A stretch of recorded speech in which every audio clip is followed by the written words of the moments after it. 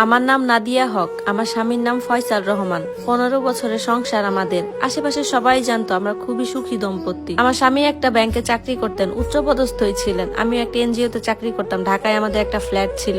বছরে 2-1 বার পরিবারের সবাইকে নিয়ে বাইরে ঘুরতে যাওয়া, সবকিছু মিলিয়ে আমাদের পরিবারটা ছিল সবার কাছে ঈশ্বরনীয়। ফয়সালের বয়স ছিল 42। সে মারা গেছে হার্ট অ্যাটাকে। কক্সবাজার গিয়েছিল অফিসের একটা প্রোগ্রামে, সেখানে সে মারা যায়। সবাই আমাকে সেটাই বলেছিল। আমার স্বামী যখন মারা যায়, কবরের পাশে আমার ছোট বোন মিথিলা হাউমাউ করে কান্না করতেছিল। কান্না বলা যাবে না, সেটা ছিল চিৎকার, হাহাকার। সে বারবার কবরের উপর ঝাঁপিয়ে ঝাঁপিয়ে বলতেছিল, ফয়সাল ভাই, আপনি আমাকে রেখে কিভাবে চলে গেলেন। অনেকে এই কথা শুনে ফিসফিস করতেছিল, কানাকানি করতেছিল যে বউকে রেখে শালি কিভাবে এত কান্নাকাটি করে। আসলে কাহিনীটা কি? এদিকে আমার মা আমার বোনকে জড়িয়ে ধরে বলতেছে, আমার মেয়েটা খুব নরম মনের, ও ওর বোনকে খুব ভালোবাসে। আমার বোনের কান্নাটা ছিল সহানুভূতির। আমি তখনও কিছুই বলিনি। আমার সবকিছু কেমন জানি ভেতরে খটকা লাগতে শুরু করে। ফয়সাল যদি সত্যি অফিসের কাজে গিয়ে থাকে, তাহলে ওর ব্যাগের ভিতর ভেজা কাপড় চোপড়, তারপর জুতার ভিতর বালু, এগুলো কোথা থেকে এলো? আমাদের পরিবারে আমি ছিলাম দায়িত্ব নেওয়া মেয়ে। আমার বাবা অবসরে পড়ার পর থেকে সংসারে বড় খরচ যত আছে সবকিছু আমিই সামলাতাম। মায়ের অসুস্থতার চিকিৎসা করা, ছোট ভাইয়ের স্কুলের ফি, সবকিছুই আমিই মেটাতাম।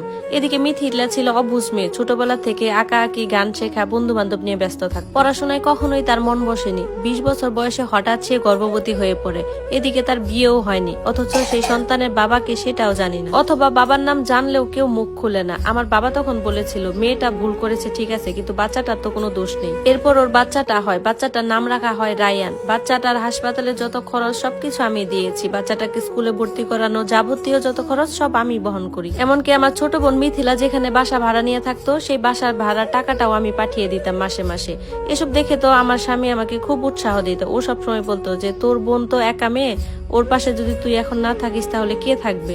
রায়ান তো আমাদেরই ছেলে, তাই না? ফয়সাল রায়ানকে খুব ভালোবাসতো। স্কুলে নিয়ে যেত, ক্রিকেট খেলতে নিয়ে যেত, মাঝে মাঝে দুজনে ঘুরতেও যেত। ফয়সাল তো প্রায় সময় আমাকে বলতো যে, আল্লাহ আমাদের সন্তান দেয়নি তো কি হয়েছে, রায়ানই আমাদের সন্তান, ও আমাদের সন্তানের মতোই বড় হবে। আমি তখন মনে মনে ভাবতাম, আমার স্বামী কত ভালো মানুষ। কিন্তু সবকিছুই ভেঙে গেল তার জানাজা ঠিক 3 দিন পর। ড্রয়িং রুমের ঘড়িটা যেন একটু জোরেই শব্দ হচ্ছিল। মনে হচ্ছিল সময়টা যেন আর কাউকে অপেক্ষা করতে দিচ্ছে না। সেদিন আমরা সবাই ঘরে বসেছিলাম, আমি, মা, বাবা, আমার বোন মিথিলা, আর আমাদের সামনে সেই আইনজীবী, যে আইনজীবী এসে বলেছিল যে ফয়সাল রহমানের নামে 5 কোটি টাকার একটা জীবন বীমা আছে। 5 কোটি টাকা! এটা শুনে আমার বুকটা একটু হালকা হয়ে গেল। যাই হোক, নিজের একটা ব্যবস্থা হয়ে যাবে, জীবনের শেষ বয়সে হয়তো আর কষ্ট করতে হবে না। কিন্তু হঠাৎই এই আইনজীবী আবার বলে উঠলেন, এই জীবন বীমার মালিকানা 2 বছর আগে পরিবর্তন করা হয়েছে। ঘরের বাতাসটা হঠাৎই যেন থমকে গেল। মনে হচ্ছিল কেউ যেন ঘরের জানালাগুলো বন্ধ করে দিল, আর এই সমস্ত অর্থগুলাই একটা ট্রাস্টে যাবে। ফয়সাল রহমানের বায়োলজিক্যালি পুত্র রায়ান রহমানের কাছে চলে যাবে। 1 সেকেন্ড, 2 সেকেন্ড কেউই নিঃশ্বাস নিল না। আমি ধীরে ধীরে ঘাড় ঘুরিয়ে তাকালাম রায়ানের দিকে। 6 বছর একটা ছেলে আমার বোনের কোলে বসে আছে। সে কিছুই জানে না, কিছুই বোঝে না। এরপর আমি তাকালাম দেয়ালে টানানো আমার স্বামীর ছবিটার দিকে। একই রকম দেখতে চোখ, একই রকম ঠোঁটের বাঁক, একই রকম কপালের ভাঁজটা, সবকিছু তখনই পরিষ্কার হয়ে গেল। আমি অন্ধ ছিলাম না, আমি শুধু বিশ্বাস করেছিলাম রায়ান ফয়সালের ছেলে। আমার গলাটা কাঁপছিল তখন। আমার ছোট বোন মিথিলা তখন হাউমাউ করে কেঁদে উঠলো। বাবা আমার সামনে এসে আমাকে বলল, আমরা সবকিছু আগে থেকেই জানতাম।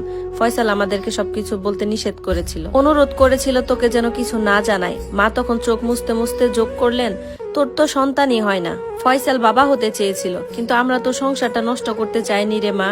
আমার মাথার ভেতর কেন জানি না কোনো কিছুই আর কাজ করতেছিল না। ভাবতেছিলাম, এই 6 বছর আমি আমার পরিবারের জন্য কেন এগুলা করলাম? নিজের টাকায় আমি কেন তাদেরকে চালালাম? তাদের এই পরিবার চালানোর জন্যই আমি নিজের অপারেশন বাতিল করলাম, নিজের কোনো শকারলাদ পূরণ করিনি। মিথিলা তখন চিৎকার করে বলতে লাগলো, ফয়সাল ভাইয়া শুধু আমাকেই ভালোবাসতো, ও আমার সাথে কক্সবাজার গিয়েছিল। আর ফয়সাল তো তোকে অনেক আগেই ডিভোর্স দিতে চেয়েছিল আপু। এরপর আস্তে আস্তে থলের বিড়াল বেরিয়ে আসতে লাগলো। আমার স্বামী, আমার বোন, আমার বাবা মা, সবার একটাই নাটক, আর আমি ছিলাম সেই দর্শক যার টিকিটের দাম ছিল নিজের জীবন। এরপর মিথিলা কঠিন স্বরে বলে উঠলো, আপু শোনো, এই টাকাটা আমার ছেলের, তুমি তো সবকিছুই পেয়েছো, বাড়ি, জায়গা, জমি। এরপর আমি আমার বাবা মায়ের দিকে তাকালাম, দেখি তারা তখনও চুপ। আমি তখন হেসে উঠলাম, কিন্তু আমার হাসিটা ছিল ক্লান্ত কিন্তু পরিষ্কার। আমি তখন বললাম, বীমার টাকাটা ওর।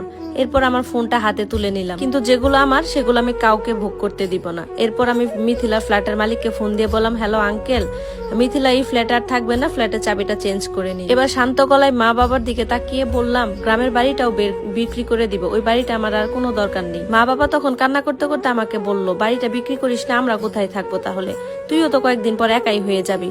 আমি তাদেরকে বললাম বিশ্বাসঘাতকদের সাথে থাকার চাইতে একা থাকা অনেক ভালো। আমি তখন আমার ঘরের দরজা খুলে দিয়ে বললাম আমার বাসায় অপরিচিত কারো জায়গা হবে না, আপনারা সবাই আসতে পারেন। মা তখন কানাকাটি করতেছিল, বাবা চুপচাপ মাথা নিচু করে বসে আছে, আর এদিকে মিথিলার চোখ রাগে লাল হয়ে আছে। কিন্তু আমার না কারোর জন্য কোনো মায়া হচ্ছিল না। আমি তো কঠিন স্বরে এবার তাদের সবাইকে বের হয়ে যেতে বললাম আমার বাড়ি থেকে। যেই বাড়িটাতে আমরা এক সময় সবাই হাসি খুশি থাকতাম, সেই বাড়িটা এখন আদালতের কাঠগড়া হয়ে গিয়েছে। যাওয়ার সময় মিথিলা আমাকে বলল, আপু আমি কখনোই তোকে ঠকাইতে চাইনি। আমি ওর কথা চুপচাপ শুনতেছিলাম, কিছুই বলিনি। তখন সে ধীরে ধীরে বলতে লাগলো, আপু এই ঘটনাটা শুরু হয়েছে তোমার অপারেশনের সময়। কথাটা শোনা মাত্রই আমার বুকের ভিতরটা শক্ত হয়ে গেল। মিথিলা তখন আস্তে আস্তে বলতে লাগলো, আপু তুই যখন অসুস্থ ছিলি তখন মা আর আমি তো সবসময় তোর পাশে ছিলাম। এদিকে ফয়সাল ভাইয়া একাই বা তোর বাসায় যাতায়াত করতো। ও একদিন আমাকে ডেকে বলতেছে, মিথিলা তোর আপু যেহেতু অসুস্থ তুই একটু আমাকে সাহায্য করিস, আমার তো রান্না করে খেতে অনেক কষ্ট হয়, তুই একটু মাঝে মাঝে যদি আমাকে একটু রান্না করে দিস তাহলে আমার জন্য সুবিধা হয়। আমি তো তখন ওকে দুলাভাই মনে করতাম, ভাবলাম যে দুলাভাইকে যদি এই সময় সাহায্য না করি পরে যদি তোদের সংসারে কোনো সমস্যা হয়। ওই সময় তো ভাইয়া সত্যিই বদলে গিয়েছিল। প্রথম দিন যেদিন আমি ফয়সাল ভাইয়ের বাড়িতে খাবার নিয়ে যাই তখন ফয়সাল ভাই খুব ক্লান্ত ছিল।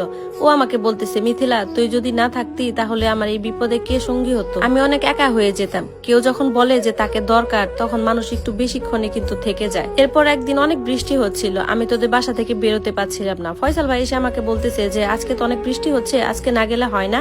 আমি তখন তাকে বলি, কিভাবে, আমি তো এখানে আপু নাই, আমি কিভাবে একা আপনার সাথে থাকি, এই কাজটা করা একদমই ঠিক হবে না। কিন্তু ওই দিন দরজাটা বন্ধ করার সময় আমার সমস্ত শরীরই কেঁপে উঠেছিল। ও আমার হাত ধরেছিল, আমি অনেক চেষ্টা করেও আমার হাতটা ছাড়াতে পারিনি। ওই রাতে তো আমি অনেক কান্না করেছিলাম, নিজেকে বারবার বলতেছিলাম এটা ভুল, আমরা যেটা করতেছি সেটাও ভুল। কিন্তু পরের দিন ফয়সাল ভাই আমাকে বলল, শোন তোর আপা আর কখনোই মা হতে পারবে না, কিন্তু আমি বাবা হতে চাই। আমার হাত ধরে ফয়সাল ভাই আমার কাছে অনুরোধ করলো। তখনই আমি বুঝে গেলাম যে এই গল্পে আমি কোনো অতিথি না, আমি হলাম বিকল্প। মিথিলার মুখে এসব কথা শুনে আমার কেমন যেন অস্বস্তি লাগতেছিল। এরপর ওকে আমি ধীরে ধীরে জিজ্ঞাসা করি, আচ্ছা তোর কি মনে হয় যে তুই আমার স্বামীর সাথে অবৈধ সম্পর্ক করে আমার জন্য খুব উপকার করতেছিস? মিথিলা আমার কথা শুনে মাথা নাড়লো আর বলল, হ্যাঁ আমি তো ভেবেছিলাম তোমার তো সব আছে, আমি শুধু ভাইয়াকে একটা সন্তান এনে দিচ্ছি যেটা তুমি কখনোই দিতে পারবা না, তোমার অভাব। আমি তখন অনেক শান্ত গলায় মিথিলাকে বললাম, জানিস মিথিলা আমি অনেক আগেই সন্দেহ করেছিলাম, কিন্তু আমি নিশ্চিত ছিলাম না।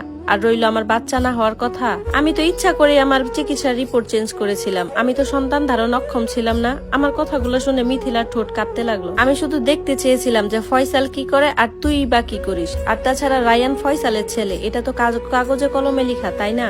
কিন্তু ডিএনএ রিপোর্ট তো নাই। শোন মিথিলা, কিছু কিছু সম্পর্ক না হঠাৎ ভাঙে না, ধীরে ধীরে চির ধরে। রায়ান যে ফয়সালের ছেলে সেটার কোনো ডিএনএ রিপোর্ট আছে তোর কাছে? জানিস মিথিলা, তোর রায়ান যখন হয় তখন আমি একটা নামি দামি উকিলের সাহায্য নিয়ে ওর ডিএনএ টেস্টটা করিয়েছিলাম। মা বাবা ফয়সাল তুই কেউ জানতি না এটা। এরপর আমার ওই উকিলকে বললাম ডিএনএ রিপোর্টটা সবাইকে দেখাতে। উকিল সাহেব যখন ডিএনএ রিপোর্টটা টেবিলের উপর রাখলো সবার দেখে মাথা ঘুরে গেল। গল্পের পরের পার্ট কমেন্ট বক্সে দেওয়া।